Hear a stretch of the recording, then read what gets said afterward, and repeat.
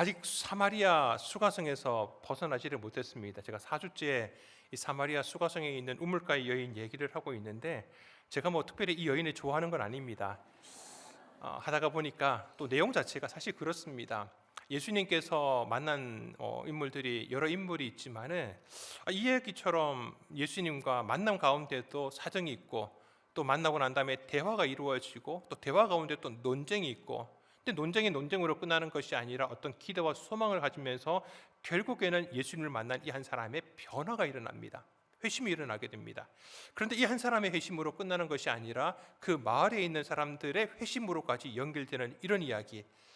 사실 이렇게 모든 이야기가 처음부터 끝까지 이 이야기가 이렇게 완전하게 되어 있는 그런 이야기가 잘 없습니다. 그래서 마침 이 사마리아 수가성의 이야기를 하다가 보니까 이 모든 이야기들을 함께 이 이야기 가운데 할 수 있게 되어서 딱 오늘까지만 이 수가성에 머물고 이제 다음 주에는 다른 동네로 다시 넘어가려고 합니다.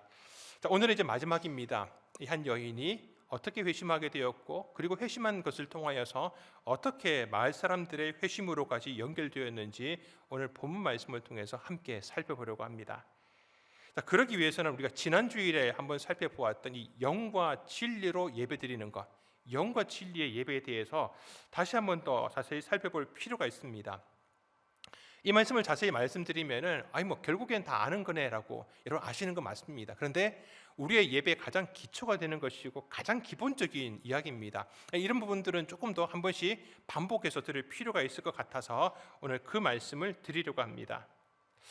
여러분 말씀드린 것처럼 우리의 이 참된 예배 가운데 결국 궁극적인 우리의 영적인 갈급함의 문제가 해결됩니다. 여러분 그 참된 예배가 바로 영과 진리로 드려지는 예배이기 때문입니다. 우리 요한복음 4장 23절 말씀입니다. 함께 읽습니다. 아버지께 참되게 예배하는 자들은 영과 진리로 예배할 때가 오나니 곧 이때라. 아버지께서는 자기에게 이렇게 예배하는 자들을 찾으시느니라. 아멘. 이때가 되어서 이제 아버지께 영과 진리로 예배될 때가 되었다라고 말씀합니다. 그럼 이전까지는 하나님께서는 이 예루살렘 성전에서의 예배를 받으셨습니다. 이 여인이 그리심산을 얘기하고 있지만은 사실 하나님께서는 그 그리심산의 성전은 인정하지 않으셨습니다. 오직 하나님께서는 예루살렘 성전에서만 영광 가운데 임재하셨습니다. 솔로몬이 이 하나님의 성전을 예루살렘에다가 너무 공사를 다 마쳤습니다. 하나님께 이 성전을 두고서 기도를 하게 되었습니다. 그리고 그 기도를 다 마쳤을 때에 이런 일이 생겼습니다. 우리 역대하 7장 1절 말씀을 같이 읽겠습니다. 솔로몬이 기도를 마침에 불이 하늘에서부터 내려와서 그 번제물과 제물들을 사르고 여호와의 영광이 그 성전에 가득하니 아멘. 여러분 하나님께서는 이 예루살렘 성전의 예배를 받으셨다라는 거죠. 그 제물들을 하나님께서 하늘에서 불을 내리셔서 태우셨고 또 하나님의 영광으로 그 예루살렘 성전을 가득 채우셨습니다. 이후에도 마찬가지입니다. 이후에 이스라엘이 멸망당하면서 이 예루살렘 성전은 완전히 박살났습니다. 흔적을 찾아볼 수 없을 만큼 산산조각이 나버렸습니다. 그래서 한 70년이 지난 다음에 다시 포로에서 돌아왔던 사람들이 다시 예루살렘 성전을 짓게 되었습니다. 하나님께서는 이 예루살렘 성전, 다시 짓는 예루살렘 성전 가운데서도 이렇게 약속을 하셨습니다. 우리 학개서 2장 9절입니다. 같이 읽도록 하겠습니다. 학개서 2장 9절입니다. 이 성전의 나중 영광이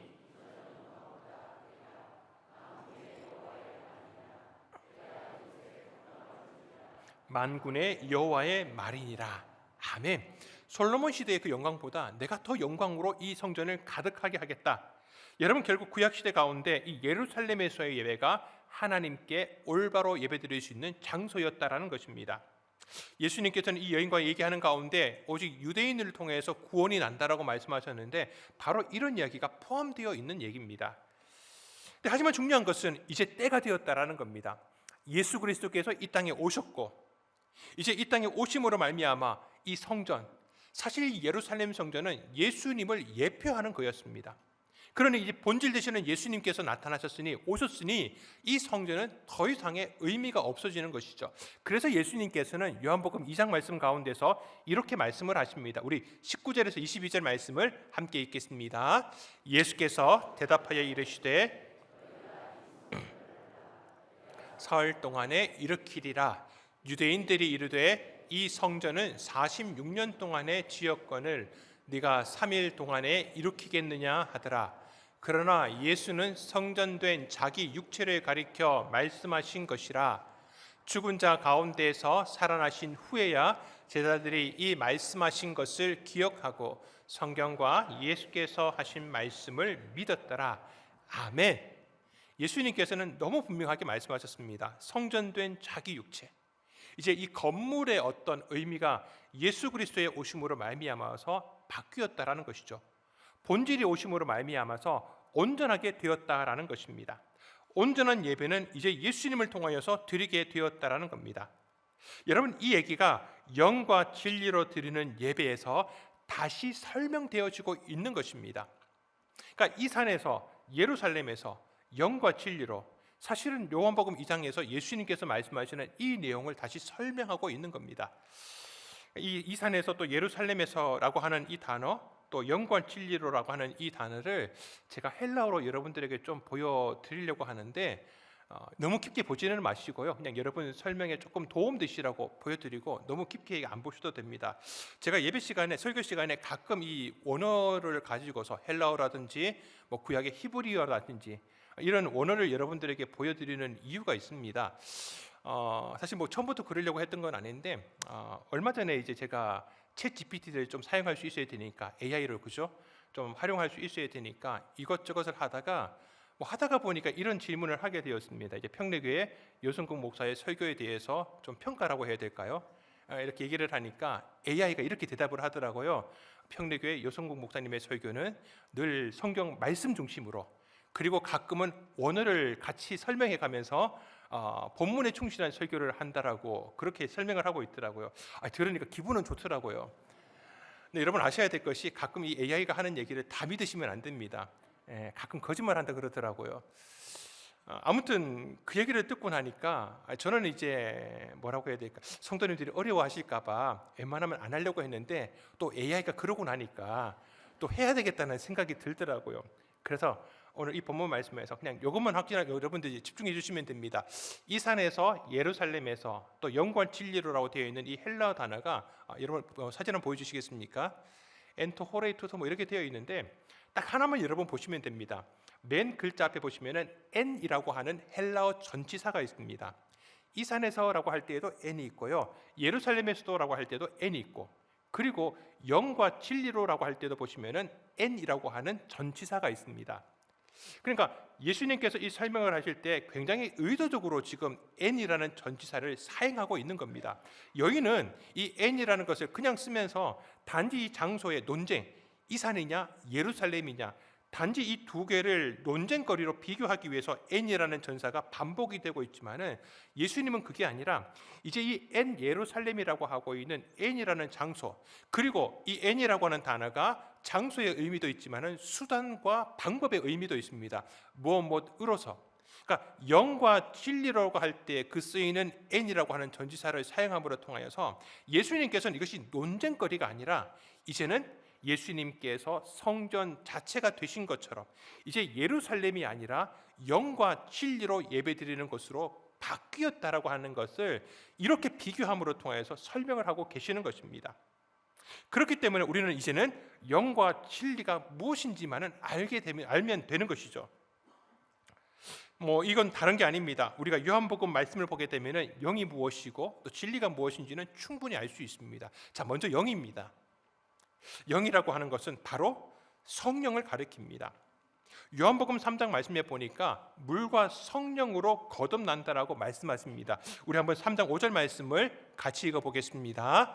예수께서 대답하시되 진실로 진실로 네게 이르노니 사람이 물과 성령으로 나지 아니하면 하나님의 나라에 들어갈 수 없느니라. 아멘. 물과 성령으로 거듭나야 된다라고 하십니다.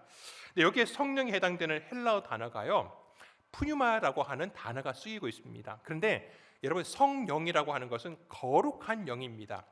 거룩한이라고 하는 의미는 하기온이라는 단어가 있습니다. 그러니 성령이라고 하는 단어를 정확하게 쓰려면은 하기온 푸뉴마라고 해야죠. 그런데 요한복음 3장 5절 말씀에서 물과 성령으로 거듭난다라고 했을 때에 하기온 푸뉴마라고 하지 않고 하기온은 생략되어 있는 그냥 푸뉴마만 씁니다.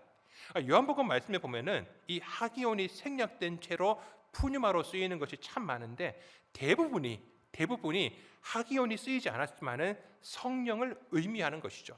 그러니까 요한복음 3장 5절 말씀에서의 푸뉴마는 바로 성령님을 가리킵니다. 마찬가지입니다. 영과 진리로 예배드린다라고 했을 때에 여러분 보셨는지 모르겠지만은 푸뉴마티라고 해가지고 이 하기온이라는 단어가 생략되어 있습니다. 그렇지만 우리는 이 영이 성령님이라고 하는 것을 충분히 알 수 있는 것입니다. 즉, 영 안에서 영으로 예배드린다라고 했을 때 그 영은 다른 것이 아니라 성령 안에서 성령으로 예배를 드린다라는 것입니다.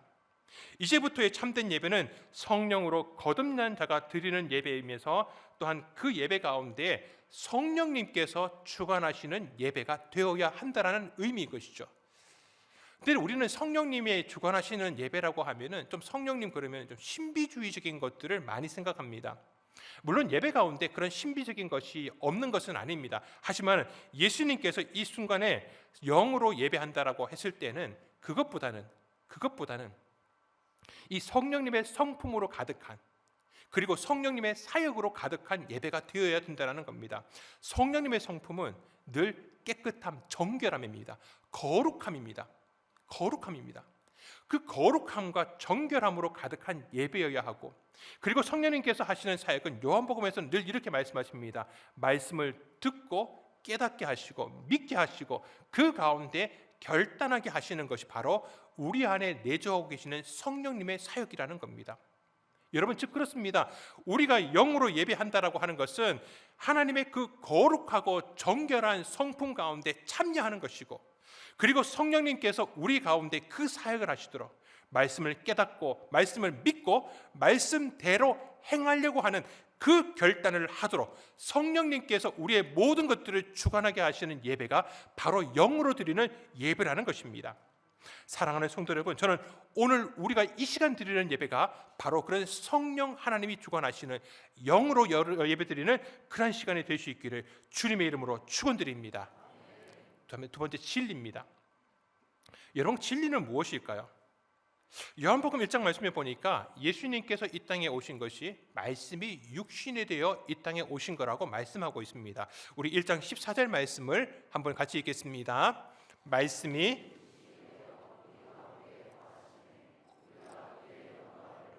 아버지의 독생자의 영광이요 은혜와 진리가 충만하더라. 아멘. 예수님께서 이 땅에 오셨습니다. 말씀이 육신이 되어서.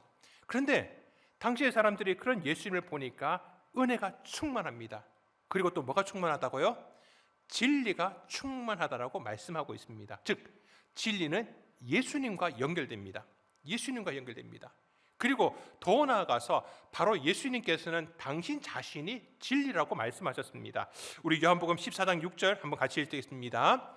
예수께서 이르시되 내가 곧 길이요 진리요 생명이니 나로 말미암지 않고는 아버지께로 올 자가 없느니라. 아멘. 예수님께서 바로 진리가 되신다라는 겁니다. 그리고 진리 되신 예수님에 대해서 더 강하게 예수님께서 설명하시는 부분이 있습니다. 바로 다른 것이 아닙니다. 십자가 처형이 판결되고 있는 빌라도 법정에서 예수님께서는 이렇게 말씀하셨습니다. 요한복음 18장 37절 같이 읽습니다. 빌라도가 이르되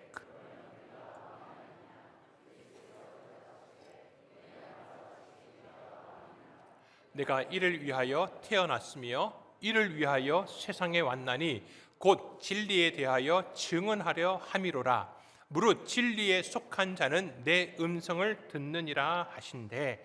아멘. 예수님께서 이 땅에 오신 이유가, 목적이 바로 진리에 대해서 증언하기 위하심이라고 말씀합니다. 즉 바로 예수님 당신에 대해서 증언하는 것이 사명이었다는 것이죠. 그리고 그 진리에 속한 자들은, 바로 예수님께 속해 있는 사람들은 모두 그 음성을 알아듣게 되어 있습니다. 마치 양들이 자신의 목자의 음성을 알아듣는 것처럼 진리에 속한 예수를 믿는 사람들은 그 진리 되시는 예수님에 대해서 증언하는 소리를 깨닫게 된다는 것이죠. 여러분, 그렇습니다. 진리라고 하는 것은 다른 것이 아닙니다. 바로 예수님 당신이셨고, 예수님 자신이셨고, 예수님께서 하시는 사역이 있었고, 그리고 예수님께서 가르치시는 그 가르침이 바로 진리라는 것입니다. 그리고 우리는 바로 그분, 그 진리 되시는 그분 가운데 속해 있는 자들이라고 말씀하시는 것이죠. 여러분, 이 모든 것들을 요약해서 말씀드리자면은 우리가 영과 진리로 예배드린다는 것은 먼저는 성령께서 주관하시는 예배이면서, 또 두 번째는 바로 그 진리 되시는 예수님께서 예배의 주제, 제목이자 주인공이 되시는 예배가 바로 영과 진리로 드리는 예배라는 것입니다. 예전에 우리가 썼던 성경이 개역 한글 성경을 썼습니다. 지금은 이제 개역 개정 성경이라고 그렇게 얘기를 합니다. 근데 번역되어 있는 내용을 보면은 개역 한글에서는 이 영과 진리라고 하지 않고 신령과 진정으로 예배하는 것이라고 그렇게 번역되어 있었습니다. 이것은 왜 그러느냐? 예배를 드리는 자가 신령과 진정으로, 그러니까 세상에 속된 것이 아니라 무언가 하나님의 영이시기 때문에 신령한 것으로, 그리고 그 가운데에 참된 마음, 진정성 있는 예배를 드려야 된다라는 의미로 해석하였기 때문에, 그래서 이제 신령과 진정으로 번역을 했습니다. 그런 해석도 가능합니다.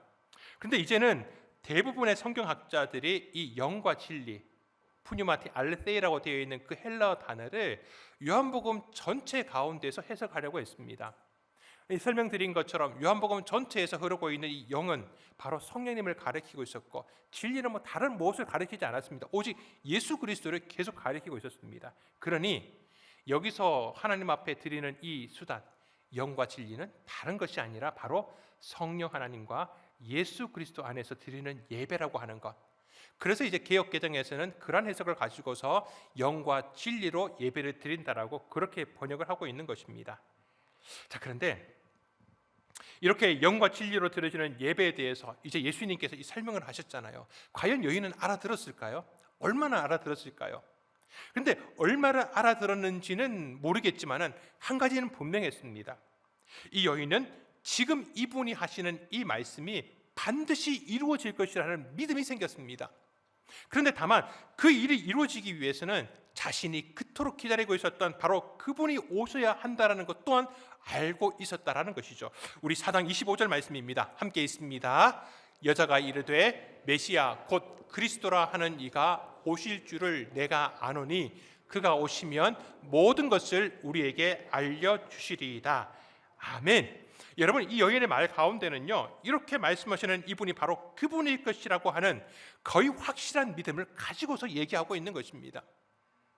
믿음의 질문이라는 것이죠. 예수님께서 이렇게 대답을 하십니다. 우리 사장 26절 함께 있습니다. 예수께서 이르시되 네게 말하는 내가 그라 하시니라. 아멘. 아멘. 내가 바로 그 사람이다. 이 순간 이 여인의 마음 가운데 엄청난 변화가 일어났습니다. 어쩌면 이 여인이 예수님을 만나서 이렇게 대화를 이어가고 있는 이 시간은 자신의 영적인 갈급함이 채워지는 시간이었습니다. 바로 영과 진리로 드려지는 예배의 시간과 같았을 것입니다. 그리고 그 갈급함이 채워지고 난 다음에 여인은 그냥 있을 수가 없었습니다. 우리 4장 28절 29절 같이 있습니다. 여자가 물동이를 버려두고 동네로 들어가서 사람들에게 이르되 내가 행한 모든 일을 내게 말한 사람을 와서 보라. 이는 그리스도가 아니냐 하니. 아멘. 여러분, 예배를 통해서 내 영적인 갈급함이 채워지면은 그냥 있을 수 없습니다. 왜 그렇습니까? 내 영적인 갈급함이 가운데 채워졌던 그것은 다른 것이 아니라 바로 그리스도, 예수 그리스도, 진리 되시는 분으로 내가 채워졌기 때문입니다. 여러분, 진리를 통해서 우리가 얻는 것이 무엇입니까? 바로 자유함입니다. 자유함입니다. 우리 요한복음 8장 32절 말씀 같이 있습니다. 진리를 알지니 진리가 너희를 자유롭게 하리라. 아멘. 여러분, 진리를 깨닫게 되면은, 예수 그리스도를 만나고 그분을 인격적으로 깨닫게 되면은 우리 안에 진정한 자유가 생기게 되는 것입니다. 이 여인은 그 자유함이 생긴 겁니다. 이전까지 그 여인은 사람들에게 비난받던 여인이었고 사람들이 뒤에서 그냥 수군수군 되던 여인이었습니다. 그녀의 정체성은 이 세상 가운데서 정의되는 정체성은 사람들에게 외면당하는 정체성이었고 그렇게 숨고 싶었던 정체성이었습니다. 그런데 진리 대신 예수님을 만나고 보니 바뀌게 된 겁니다. 예배 가운데 진리 대신 예수님을 만나고 자유함을 얻은 새로운 정체성으로 변화되었다라는 것입니다. 여러분, 예배는 바로 그런 시간입니다. 세상에서 정의하는 정체성으로 살아갔던 우리가 예배 가운데 진리 되신 예수님, 우리에게 진정한 자유를 주시는 예수님을 만남으로 말미암아서 세상이 정의하는 정체성이 아니라 예수님을 통하여 자유함을 누리는 정체성으로 바뀌는 시간, 여러분, 그것이 바로 영과 진리로 드리는 예배 시간에 일어나게 된다는 겁니다. 그리고 이 여인이 이렇게 새롭게 만들어진 그 정체성을 가지고 마을 사람들에게 이 사실을 얘기했을 때, 보라, 그리스도가 아니냐라고 그렇게 전파했을 때에 놀랍게도 그 사람들 가운데 엄청난 변화가 일어나게 되었던 것입니다. 우리 4장 39절 말씀을 한번 같이 읽겠습니다. 여자의 말이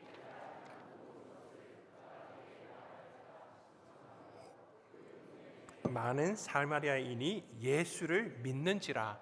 아멘. 보라, 그리스도가 아니냐.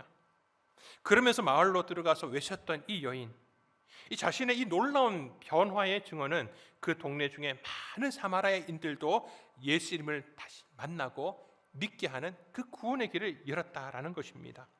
여러분이 얼마나 놀라운 변화입니까?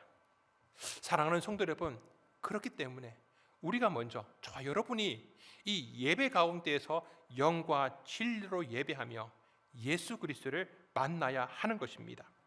영과 진리로 드려지는 예배를 통하여서 우리가 자유함을 누려야 되는 것입니다. 그 자유함의 변화를 통하여서 얻게 된 새로운 정체성, 바로 우리가 드리는 이 예배 시간 가운데에 우리로 하여금 경험되어 주시기를 주님의 이름으로 축원드립니다. 여러분, 그리고 이 변화는 나의 변화로 그치지 않습니다. 하나님께서는 지금도 그렇지만 예전에도 그렇고 항상 이 변화된 한 사람을 통하여서 적게는 내 가정들, 이웃들을 변화시켰지만 더 크게는 한 민족을 변화시키는 가운데 쓰임 받게 하셨습니다. 미국에 한 젊은이가 있었습니다. 이 젊은이는 대학을 다니는 고안에 정말 좋은 친구 한 명을 사귀게 되었습니다. 이 젊은이 기준에는 그렇습니다. 그 친구의 이름은 제이콥 에임스라는 친구였습니다. 에임스는 엄청난 뛰어난 지능을 가지고 있었고 매력이 있었습니다. 그래서 주변 학생들에게 영향력을 나타내는데, 근데 문제는 이 에임스라는 친구는 무신론자였습니다. 하나님을 인정하지 않았습니다. 그리고 그는 이신론자였습니다. 근데 이 젊은이는 그런 친구 에임스가 너무 마음에 들었습니다. 친구였지만은 그를 마음속 깊이 존경하기까지 했다라고 합니다. 그래서 이 젊은이는요, 자기의 가정은 원래 예수 믿는 가정이었고 자기도 태어나면서부터 교회를 다녔던 그런 젊은이였는데 자기의 그 신앙을 버리고 이 친구 에임스를 따라서 무신론자가 되었습니다. 그리고 그 무신론자라는 신념을 가지게 되니까 예수 믿는 자신의 가정, 부모님과 같이 살지를 못하겠는 겁니다. 자신의 그 자유함을 위해서 이 가정에서 벗어나고 싶은 거예요. 그래서 어느 날 자유로운 삶을 꿈꾸며 여행을 하게 됩니다. 집을 벗어납니다. 어느 날 허름한 여관에 들어가서 묵게 되었습니다.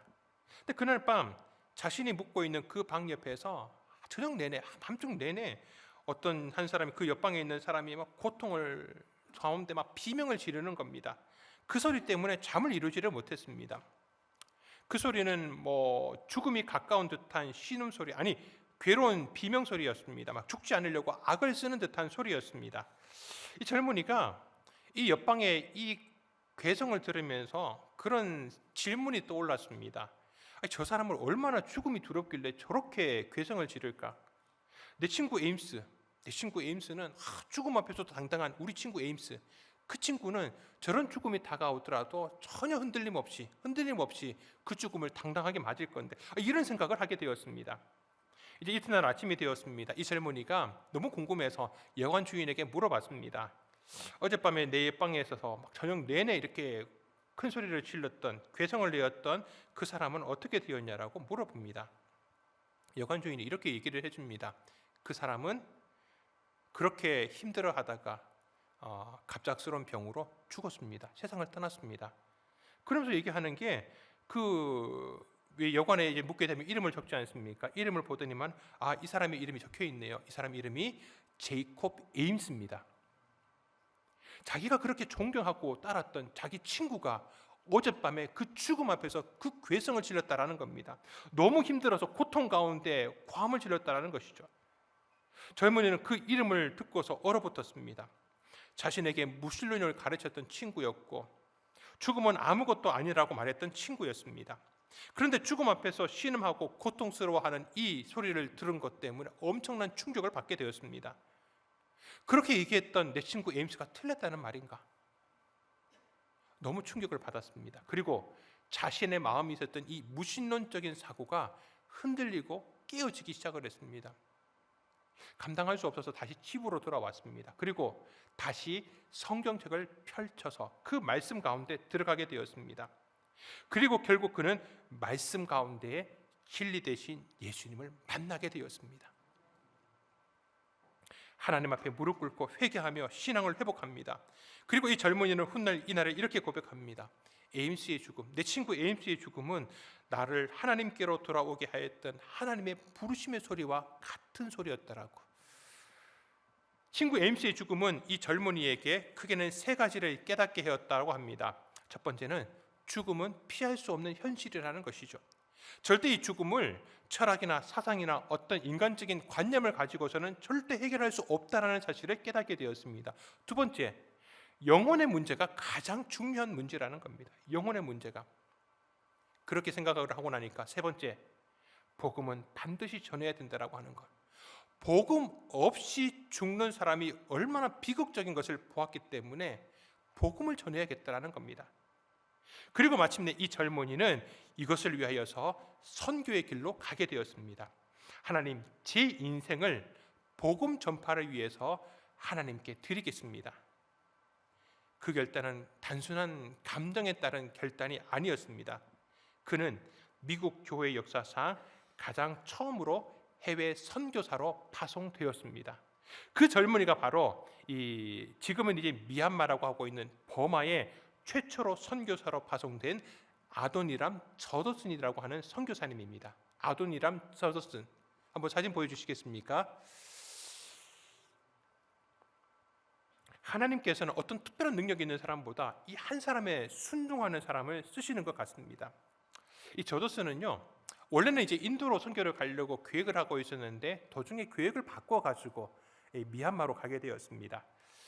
저더슨이 이 미얀마 땅을 처음 밟았을 때에 그곳에는 예수 믿는 사람이 단 한 사람도 없었습니다. 너무나 뜨거운 태양 아래에서, 그리고 너무나 낯선 문화, 낯선 언어 쉽지 않죠. 복음을 전하려고 하는데 복음을 전할수록 자기가 얼마나 이 가운데 작은 존재인지를 절실하게 깨닫게 됩니다. 사람들이 내가 얘기하는 걸 보니 저더슨이 얘기하는 거에 무슨 말인지를 알아듣지를 못합니다. 그리고 막 밀어냅니다. 거절합니다. 반년이 지나고 1년이 되고 3년이 지났는데도 아무런 열매가 보이지를 않습니다. 저더슨은 밤마다 무릎 꿇고 하나님 앞에 이렇게 기도했다라고 합니다. 하나님, 정말 이 땅에 희망이 있습니까? 지금 반년이 되었고, 3년째가 되었는데도 불구하고 아무런 열매가 없습니다. 이런 마음을 알았는지 모르겠지만은 어느 날 한 서양인이 저더슨에게 찾아와서 비웃듯이 같은 이야기로 이렇게 질문을 합니다. 당신 사역에 희망이 있습니까? 이곳에는 기독교인이 한 명도 없고 앞으로도 생길 것 같지 않은데 정말 미래가 있다는 생각이 드십니까? 저더슨은 이제 자기가 했던 기도의 제목이잖아요. 근데 그 가운데 그 순간 하나님께서 자기의 마음 가운데 감동으로 찾아오셨습니다. 그는 고개를 들고 조용하지만은 흔들림 없는 목소리로 이렇게 말했다라고 합니다. 미래요? 밝습니다. 왜냐고요? 하나님이 살아계시기 때문입니다. 하나님이 살아계시기 때문에. 여러분 어떻게 되었을까요? 훗날 이 저더슨의 이 미얀마 선교에 대해서 한 사람이 이런 얘기를 합니다. 저더슨이 미얀마에 도착했을 때 그곳에는 예수 믿는 사람이 한 명도 없었지만 그가 세상을 떠났을 때 그가 번역한 버마어 성경이 미얀마 전국 가운데 없는 곳이 없게 되었다라고 그렇게 평가를 했습니다. 사랑하는 성도 여러분, 한 사람의 변화를 통하여서 한 나라 가운데 하나님의 말씀이 전파되는 놀라운 역사를 이루셨던 것입니다. 여러분, 그렇습니다. 지금도 우리 주님께서는 참된 한 사람의 예배자를 찾고 계십니다. 진리를 만나서 자유한 가운데 정체성의 변화가 나타나고, 그런 가운데 그 수많은 영혼들을 변화시킬 수 있는 단 한 사람, 진리 대신 예수님을 만난 다음에 이 우물가의 여인처럼 보라, 그리스도가 아니냐, 그리스도가 아니냐, 진리 되시는 예수님을 만남으로 말미암아서 인생의 변화를 경험한 이 우물가의 여인처럼 그렇게 이 시대 가운데 주의 복음을 전할 수 있는 사람, 진리를 전파할 수 있는 사람, 가까이 있는 우리 가정들, 또 우리 이웃들, 내가 일하고 있는 직장이라든지 학교라든지, 여러분, 그러다가 하나님께서는 순종하는 한 사람을 들어서 그 정도가 아니라 이 지역과 이 민족과 이 나라와 열방을 변화시킬 수 있는 하나님의 사람으로 쓰시게 되는 줄 믿습니다. 저와 여러분이 그렇게 하나님이 찾으시는 단 한 사람, 참된 예배자, 세상을 변화시킬 수 있는 주님의 귀한 은혜의 사람들이 다 되시기를 주님의 이름으로 축원드립니다.